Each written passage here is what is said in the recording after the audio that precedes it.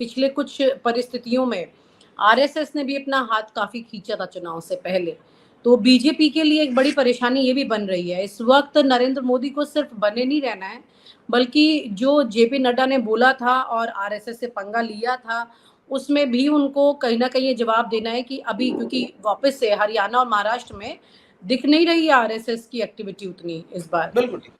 Even even Uttar Pradesh में मतलब जानकार लोग ये समझते हैं कि उत्तर प्रदेश में चुनाव इतना बुरा हुआ, उसके पीछे जनता तो है। मैं तो पहली क्रेडिट जनता को देता हूं कि वो मतलब आप सोचिए, मुझे ऐसे लोग मिलते हैं जो कहते हैं कि पिछले 20 साल में हमने सपा को वोट नहीं दिया था, गठबंधन हुआ था तब तो दिया था, लेकिन वो दलित समुदाय जो सपा के वोटर नहीं है, वो बसपा के वोटर है, उन्होंने बड़ी संख्या में सपा को वोट दिया, उनके पीडीए को वोट दिया, क्योंकि नैरेटिव संविधान का बन गया था। तो उस नैरेटिव में जनता ये लड़ाई लड़ रही थी और अखिलेश यादव और राहुल गांधी की जोड़ी उसे उसे डील कर ले गई, तो कामयाबी वहां मिल गई। लेकिन सच बात ये भी है कि आरएसएस, लेकिन मैं फिर से कह रहा हूं कि आरएसएस ने काम नहीं किया, ये एक बात है।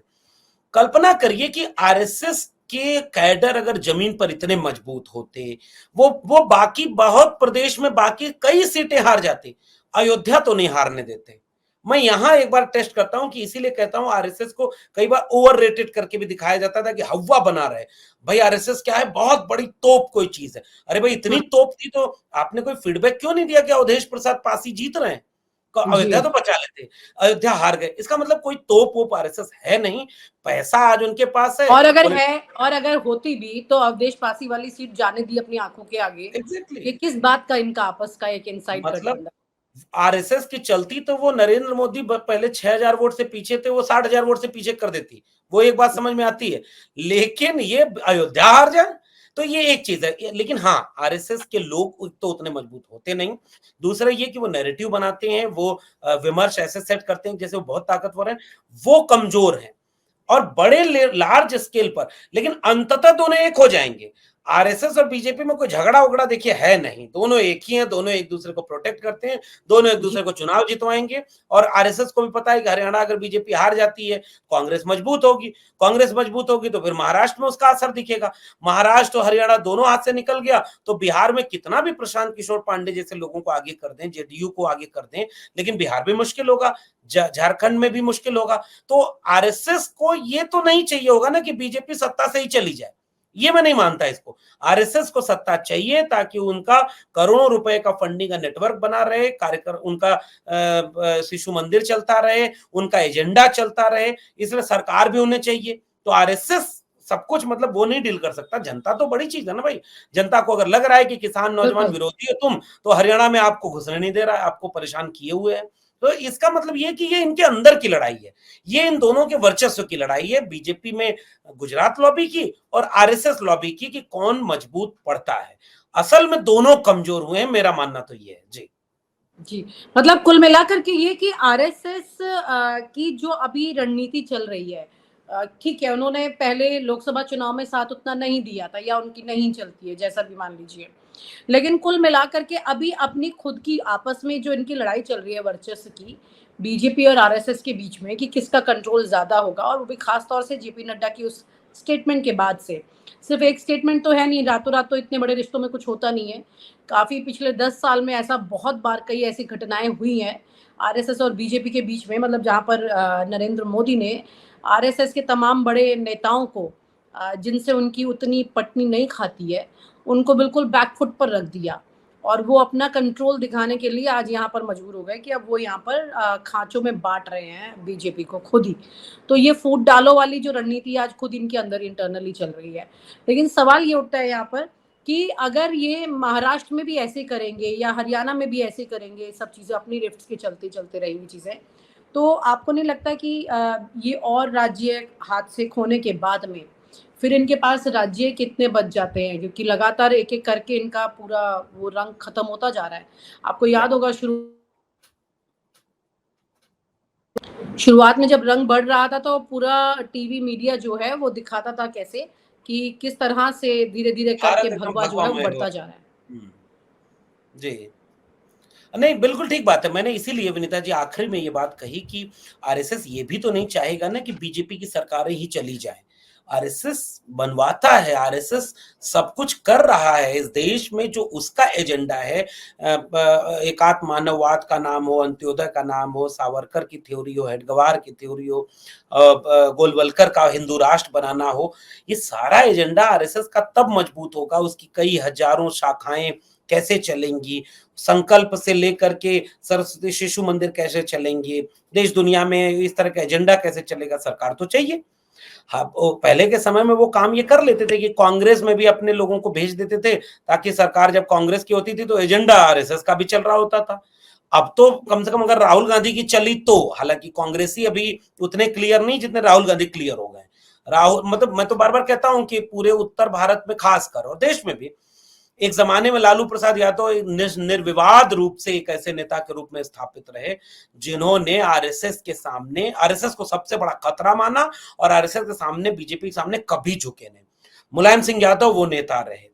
आप बाद के दिनों में आप देखेंगे तेजस्वी से लेकर के अखिलेश में वही तेवर दिखता है। अखिलेश यादव तो आज की तारीख में सबसे बड़े चैलेंज बन करके उनके लिए उभरे हैं, मुश्किल में उभरे हैं, क्योंकि अयोध्या मथुरा काशी जहां है वहीं जो है अवधेश पासी हैं, वहीं पीडीए है। राहुल गांधी ने लेकिन जो बदलाव लाया है वो टारगेट कर रहे हैं आरएसएस को। अगर कांग्रेसी ही राहुल गांधी का साथ दे दें, अभी पिछले दिनों हरियाणा वाले बयान में हमने देखा कि वो कहते हैं कि संघी भी घुस गए हैं कांग्रेस में, उनका मुंह ऐसे बना रहता है जैसे मैं पहचान लेता हूं वो संघी है, बाकी मुस्कुराते। अगर ये चला ना तो सरकार हाथ से जाएगी और आरएसएस कभी नहीं चाहेगा कि सरकारें चली जाएं। ये झगड़ा एक लेवल पर है और सरकारें अगर जा रही हैं तो मैं उसकी क्रेडिट जनता को दे रहा हूं। ये आरएसएस के चाहने से कोई सरकार बनती और कोई बिगड़ती नहीं है। इतना ही अगर आरएसएस मजबूत होता तो मतलब बहुत सारे राज्यों में 22 में इतना घोटाला करके मुख्यमंत्री योगी आदित्यनाथ को नहीं बनाना पड़ता। इतने घोटाले हुए, इतनी सीटों को हरवाया गया, इतने नाम काटे गए वोटर लिस्ट से, इतनी तरह चीजें होती हैं। आरएसएस इतना ही मजबूत होता, उनका एजेंडा इतना ही मजबूत होता तो वो कर लेते। हाँ, लेकिन आपकी बात बिल्कुल सही है कि वो अगर ये 2-3 राज्य चुनाव हार गई बीजेपी तो वो वाला नक्शा का क्या होगा जो मीडिया वाले दिखा के चलाते थे कि पूरा भारत भगवामय हो गया, फिर वो अखंड भारत तक चले जाते थे। बाद में पता चला नहीं नहीं, बड़ी बड़ी दिक्कत हो गई, 2-4 राज्य हाथ से निकल गए।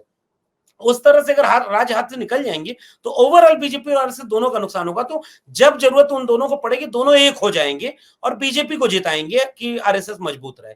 हाँ, ये झगड़ा जो है वो उनके अंदरूनी फूट डालो राज करो वाला बढ़ा है, बढ़ेगा, क्योंकि कितने दिन कोई अपना जमीर बेच करके चुप रहेगा, मतलब कभी तो बोलेगा, कोई तो नितिन गडकरी होगा, कोई तो और बोलेगा, वो उनके लिए नुकसान होगा। और योगी आदित्यनाथ की तरह कोई आंख भी दिखा देगा कि नहीं, बदल के दिखा दो तुम। एक सवाल और मेरे जहन में आता है कि आपने जैसे कहा कि कौन मतलब कब तक चुप रहेगा या कब तक सहेगा, लेकिन वहीं पर एक बड़ी बात यह कि एक डर था अभी तक नहीं बोलने के पीछे कि कितना बड़ा नुकसान हो सकता है। जैसे कि नरेंद्र मोदी और अमित शाह एक बहुत सुपर पावर की तरह दिल्ली में बैठे थे, तो कोई भी व्यक्ति अगर कुछ बोलेगा तो उसे बड़ा डैमेज फेस करना पड़ेगा। पूरा इंटेलिजेंस सिस्टम जो है सरकारी, वो भी उनके कंट्रोल में। एक एक व्यक्ति के फोन कॉल, यहाँ तक कि बड़े बड़े नेताओं के इन्होंने प्रॉपर स्पाईवेयर लगा दिए थे उनके दफ्तर में, घरों में पूरी रिकॉर्डिंग हो रही थी, सारी चीजें हो रही थी। हर व्यक्ति थोड़ा सा इस मामले में बोलते हुए डरने लगा था। बड़ा सवाल ये कि अब वो डर खत्म क्यों हो रहा है। राहुल गांधी ने भी बाहर जाकर के अमेरिका में बोला कि अब लोग डर नहीं रहे हैं। ये क्या मतलब, डर को स्पेसिफाई करें। हाँ, मतलब कितना कोई डरेगा। मतलब एक हम लोगों के यहाँ, मैं हिंदी साहित्य का विद्यार्थी रहा हूँ और प्रोफेसर रहा हूँ तो मुझे पता है, हमारे यहाँ कई कविताएं ऐसी लिखी हैं जिसमें से एक बड़ी प्यारी कविता थी कि मतलब किसी को इतना मत डराओ कि डर ही खत्म हो जाए। फिर इस पे बहुत लंबी बातें लिखी गई।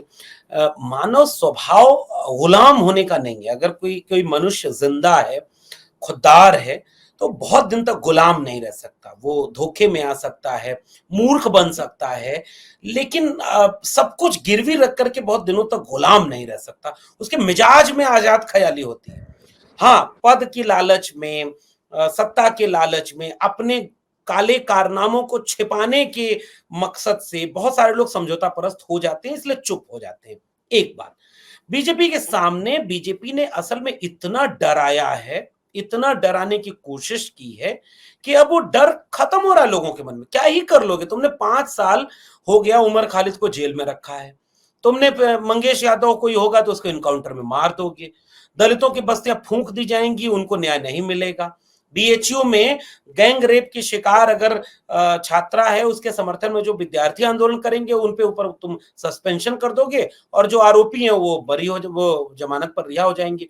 राम रहीम को जमानत दोगे, पैरोल दोगे, और उधर जो है सोनम वांगचुक को जो है जेल में 2 दिन डाल दिया। ये सारी चीजें एक समय तक जाने के बाद फिर उल्टा पड़ती हैं। कितने दिन अच्छा वो भक्त भी बोलेंगे कि नहीं गोबर में विज्ञान है। आजकल एक भक्त की रोटी गोबर खाते हुए आई, कितना कौन खाएगा गोबर की रोटी? मतलब क्यों खाएगा कोई? इतना मूर्ख तो कोई नहीं होगा। बीजेपी के एकदम छोटा सा अंध भक्तों का समूह बचा है जो उनके साथ खड़ा है, जो डर रहे हैं, जो गलत है कहीं से, वो उनके सामने डर रहे हैं। भाई नहीं डरा जो, वो जीता। अखिलेश यादव नहीं डरे, राहुल गांधी नहीं डरे, और ये सारे लोग जीते। ये जो सामने से टक्कर लेगा, ममता बनर्जी आगे आई ना भाई, डीएमके को नहीं वो कर पाए, दक्षिण भारत में बीजेपी उतना मजबूत नहीं कर पाई, और जनता का मिजाज भी है। तो ये जब बाहर बदलता हुआ दिखता है तो घर के भीतर भी लोगों को लगता है कि अब कितना डरेंगे। अब अच्छा, मैं बस एक शख्स से बड़ा नाराज रहता हूं, और वो है राजनाथ सिंह। राजनाथ सिंह पता नहीं क्यों इतना चुप रहते हैं। ठीक है, पंकज सिंह उनके बेटे हैं, शुरू में एक बार डांट पड़ गई थी उनको लेकर के कि भाई वो अपना कुछ मांग रहे थे, कमीशन वमीशन, वो बात वहां तक पहुंच गई तो डांट दिया गया। हाँ। ऐसे कैसे कमीशन मांगते हो कि जो है सब लोग जान जाते हैं। चुपचाप हमारी तरह किया करो, इलेक्टोरल बॉन्ड बना लेते हैं और कुछ कर लेते हैं, पता न चले। उसके बाद से राजनाथ सिंह कुछ बोलते ही नहीं, चुप रहते हैं बेचारे। अब ये दिखाया योगी आदित्यनाथ ने। योगी आदित्यनाथ ने यहां तक इनको दिखा दिया कि अगर हमको हटाओगे तो उत्तर प्रदेश में मुश्किल में आ जाओगे। हटा नहीं पाए, और अखिलेश यादव ने चुटकी लेते हुए कहा कि जिन्होंने हराया है उसको आप बदल भी नहीं पा रहे हो। ये है उनके भीतर का डर। ये वो डर गए हैं। नहीं तो अमित शाह की चलती तो क्या योगी आदित्यनाथ आज की तारीख में मुख्यमंत्री होने चाहिए? कतई नहीं। जो कुछ नहीं था उसको हटा दिया। यहां तो सारा ब्लेम दिख रहा है, इसलिए अंदर भी फूट डाली जा रही है, अंदर भी डर है। उस डर से जैसे ही लोग थोड़ा दूर होंगे, बाहर तो जनता धीरे धीरे अब इनसे डरना बंद कर रही है। अब इनसे आंख में आंख मिला के सवाल कर रही है, गलत हैं आप तो गलत हैं, और इसीलिए लेटरल एंट्री पर वापस होना पड़ा। हालांकि एक गुफा छोड़ दिया कि एससी एसटी ओबीसी को रिजर्वेशन दे देंगे, जाके आरक्षण पर हर जगह भाषण दे रहे हैं कि हमने आरक्षण लागू किया, हमारे जीते जी कोई खत्म नहीं करेगा, संविधान पे माथा टिका रहे हैं। डर वो भी गए हैं। बीजेपी के अंदर भी डर है, आरएसएस के अंदर भी डर है, और ये जो लड़ाई चल रही है विनीता जी, मैं मान कर चलता हूं कि ये लड़ाई उनके भीतर की लड़ाई है, और जो दोनों पक्ष डरे हुए हैं वो अपने वर्चस्व को कायम करने के लिए आपस में ही लड़ रहे हैं। जी, ये अब यानी कि एक बात तो साफ हो गई है कि ये आपस में ही लड़ करके एक दूसरे को नुकसान पहुंचा रहे हैं, क्योंकि लोकसभा चुनाव में भी जो नुकसान की बात की है अखिलेश यादव ने, वो उनकी खुद की अपनी इंटरनल लड़ाई की वजह से की है। तो ये तो तय, ये जैसा अक्सर होता है हमेशा, आप तो इतिहास की सारी किताबें जानते हैं बखूबी, कि लोग अक्सर अपना पतन खुद तभी करते हैं जब जरूरत से ज्यादा चीजें उन्हें मिल जाती हैं। एक वर्चस्व की लड़ाई जो होती है। निश्चित रूप से बादशाह कई बार अपने अहंकार से भी मारे जाते हैं, और अहंकार बहुत बड़ी चीज होती है। मतलब वो कई बार आपको नॉन बायोलॉजिकल बना देती है, और फिर आपको लगता है कि आप बहुत बड़े हैं, लेकिन अचानक से आपको लगता है कि बेबसी आपके चेहरे पे दिखती है कि लोगों ने हमें कई घंटे बोलने नहीं दिया। मतलब आप वही हैं, वो तो उसी दिन दिखना शुरू हो गया था जब उत्तर प्रदेश में पीडीए ने 37 क्या 43 सीटें उनको हरा दिया। उसके बाद से बेबसी, मतलब वो कॉन्फिडेंस चेहरे पे आया ही नहीं।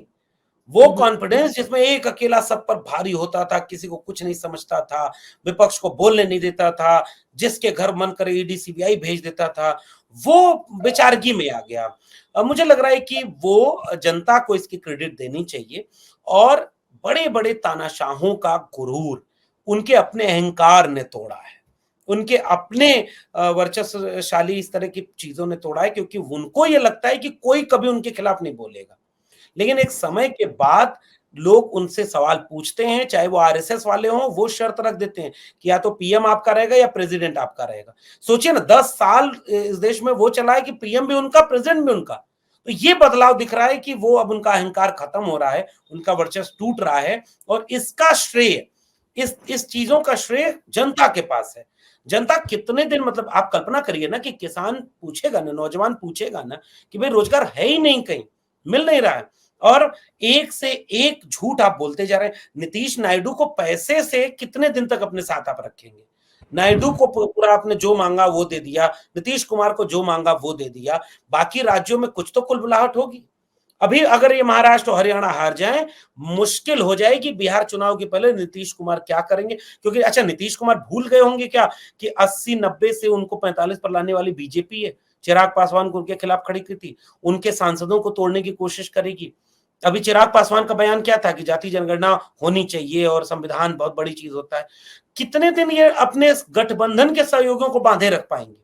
अगर अमरावती प्रोजेक्ट ले गए नायडू तो पैसा तो गया, अब उसके बाद थोड़े ही वो गुलाम है आपके कि वो हमेशा खड़े रहेंगे। मान लो डिप्टी सीएम इधर से बनाने की कोशिश कोई कर लिया, कांग्रेस ही अगर मान जाए कि भाई चलो नीतीश कुमार प्रधानमंत्री हो जाएंगे और नायडू जो है डिप्टी सीएम हो जाएंगे, भाई राजनीति कुछ भी हो सकता है, साल 6 महीने बाद फिर सरकार गिर जाए, चुनाव हो जाए।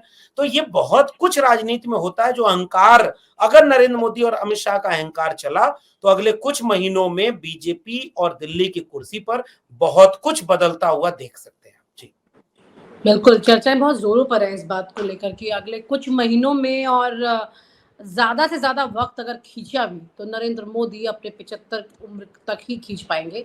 उसके बाद तो मुझे लगता है कि न उससे पहले ही ना तो उनके अंदर पार्टी में, ना उनके बाहर, क्योंकि केजरीवाल भी अब उनकी उम्र को लेकर के लगातार उन पर ताने कस रहे हैं अपने भाषणों में। तो ज़ाहिर-सी बात है कि इस बार मोदी का 75 साल होना उनके लिए एक तय विदाई तो ज़रूर मानी जा रही है।